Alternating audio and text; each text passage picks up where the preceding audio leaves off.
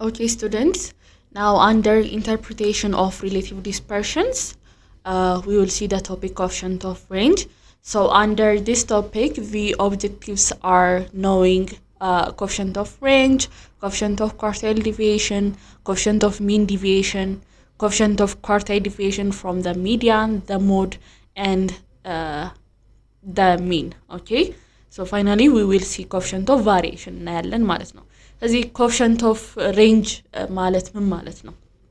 ስለዚህ coefficient of range ማለት ምንድነው የሚነግረን how spread out the data is የሚለውን ነው የሚነግረን ማለት ነው። so in this case we use the largest and the lowest values. Okay, so coefficient of range calculate ስናደርግ the largest value minus the smallest value over largest value plus the smallest value ነው የምናደርገው።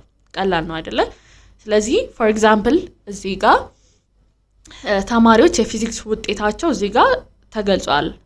10 ያመጣል 15 18 20 20 21 21 ኦኬ። ስለዚህ ማትስ ላይ ደግሞ እንደዚሁ 20 25 26 27 30 35 35 እዚህ የዚህን coefficient of range እንዴት ነው የምናገኘው? ፊዚክስ ላይ ትልቅ ያመጣው ውጤት የትኛው ነው? ትልቅ የመጣው ውጤት 21 ነው አይደለ? ስለዚህ ከ21 ላይ ትንሹን ውጤት which is 10 21 ሲቀነስ 10 11 ይመጣል።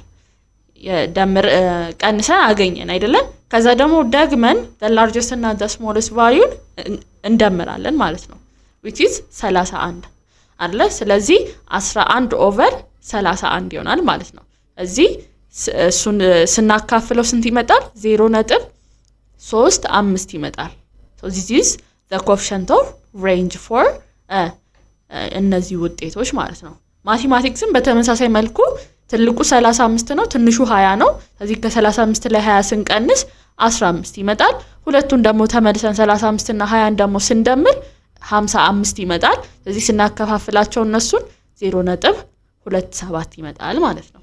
እሺ አሁን ደግሞ coefficient of quartile deviation እንኒ so coefficient of quartile deviation ማለት lower እና upper quartileዎችን በመጠቀም ምን ያህል the data spread about እንደሆኑ ካልኩሌት የምናደርግበት ነው ማለት ነው። so in this case የምንጠቀመው ማንን ነው?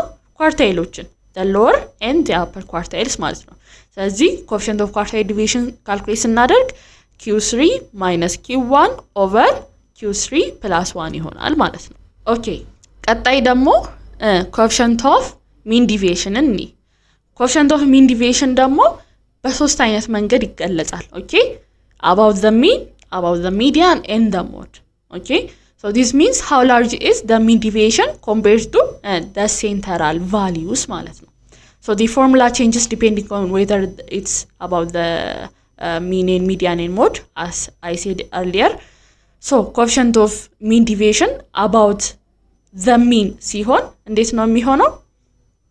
the mean deviation over the mean ይሆናል ማለት ነው።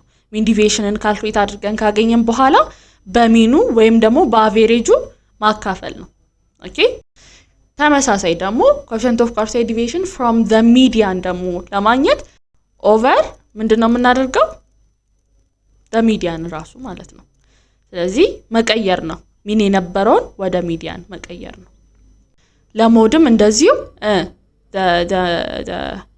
the mean deviation over v mode gives us coefficient of quartile deviation from the mode ማለት ነው። ስለዚህ መቀየር ነው። ሲምፕል ነው። እሺ coefficient of variation ምን ማለት ነው? coefficient of variation ላይ ደግሞ ምንድነው የሚለየው? it tells us how the quartiles are spread about. እዚህ ጋር የተቀመጠው the variance over the mean times 100 አድርገን እንድንሰራ ነው። ሌላም ተጨማሪ ፎርሙላዎች አሉ ግን ይሄኛው ለእናንተ በቂ ነው። ኤግዛምፕል እንኒ so we have the datas. so እነዚህ ዴታዎች ተሰጥተውናል። ስለዚህ የመጀመሪያው ስራችን የሚሆነው ሚንን መፈለግ ነው። የሁሉንም ድምር ሲካፈል ስንት ነው ቁጥራቸው? 1 2 3 4 5 6 7 8 9 ለ9 ማካፈል ነው ማለት ነው። እዚህ የሁሉንም ድምር ለ9 እናካፍላለን። ስለዚህ የዚህ ውጤት ስንት ይመጣል ማለት ነው? 40 ይሰጣናል። so the mean is 40. okay እሺ እዚህ አሁን ምን እናድርግ? አቨሬጁን ወይም ሚኑን ካገኘን በኋላ which contains the data መጀመሪያ አይደለ? ስለዚህ 45 37 ቀጣይ ደግሞ ምንድነው የምናደርገው ከያንዳንዱ ዴታ ሴት ላይ ሚኑን መቀነስ ነው ማለት ነው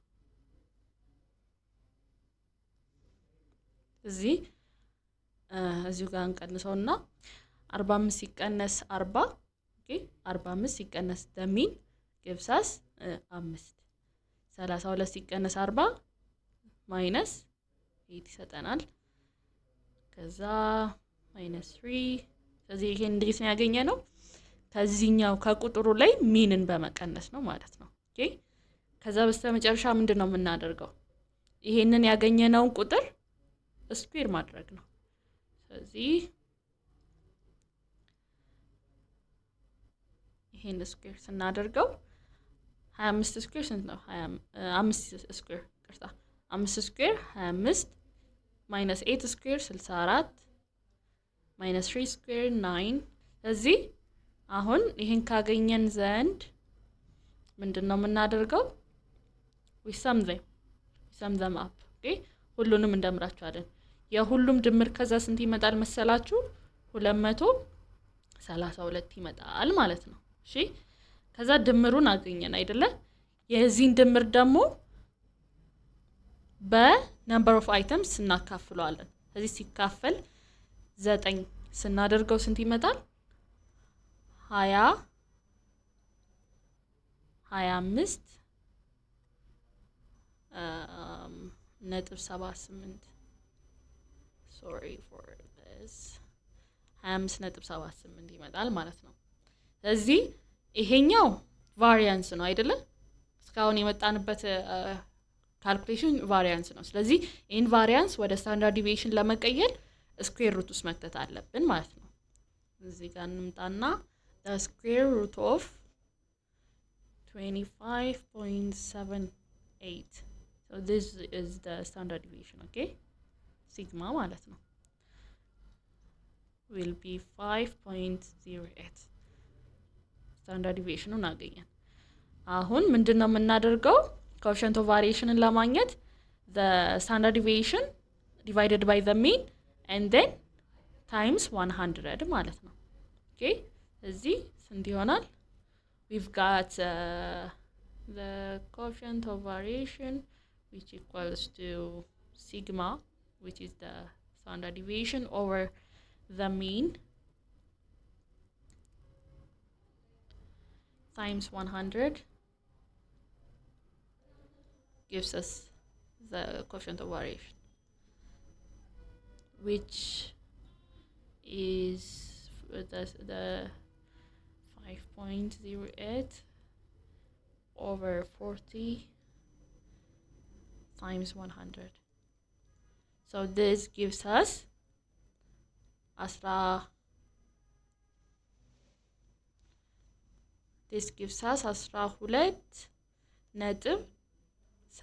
ማለት ነው ግልጽ ነው አይደል እዚህ coefficient of variance እንደዚህ ነው የምናገኘው